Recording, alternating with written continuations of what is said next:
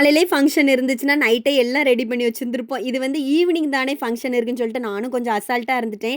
ஆனா பசங்க வந்து அவங்கள கிளப்பி விடுறதுக்கு தான் நேரம் கரெக்ட்டா இருந்துச்சு. சரி அவங்களையும் கிளப்பி விட்டுட்டு, அதுக்கப்புறம் நானும் வேக வேகமா சாரி ப்ளீட் எடுத்துட்டேன். இது வந்து கொஞ்சம் டிசைனர் சாரினால ஈஸியா எங்க அம்மா ஸ்டைல்ல கையில வச்சே ப்ளீட்ட அடுக்கி விட்டுட்டேன்லாம். சூப்பரா வந்துட்டு அப்படியே சாரியும் கட்டிட்டு, பூ வச்சுட்டு அங்கருந்து கிளம்பியாச்சு. ஆனா ஃபங்ஷன் வீடு வந்து என்னமோ 4 மணிக்கு ஸ்டார்ட் ஆயாச்சு. நாங்க போனது வந்து 7 மணிக்கு தான். என்ன ஃபங்ஷன் நினைக்கிறீங்களா? இது வந்து பால் காய்ப்பு ஃபங்ஷன் தான். 4 மணிக்கு பால் காய்ச்சிருப்பாங்க. ஆனா நாங்க போனது ஒரு 7 மணி ஆயிட்டு.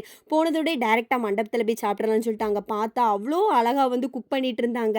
ஃப்ரண்ட்ல வந்து இடியாப்பத்துக்கு வந்து பெரிய இட்லி பாத்திரத்தில அவிச்சிட்டு இருந்தாங்க. அது மட்டும் இல்ல ஆப்பம் வந்து ஒரு 60, 70 ஆப்பம் அடுக்கி வச்சிருந்தாங்க. பார்க்கறதுக்கு அவ்ளோ அழகா இருந்துச்சு. அந்த ஆப்பம் வந்து ஒரு 20 செட்டு இருக்கும். அவ்வளத்துக்கு எல்லாத்துலயும் ஊத்தி ரெடி பண்ணிட்டு இருந்தாங்க. அடுப்பும் அவ்ளோ பெருசா இருந்துச்சு. அப்படியே பார்த்துட்டு பால்காய்ப்பு வீட்டுக்குள்ள போயாச்சு. அங்க பார்த்தா வீடு வேற லெவல்ல இருந்து எப்ப போனாலும் அந்த கிச்சன தான் போய் எட்டி பார்க்கறது. அவ்ளோ அழகா இருந்துச்சு. அப்படியே எல்லாத்தையும் வெல்கம் பண்ணிட்டு அங்கருந்து கிளம்பியாச்சு.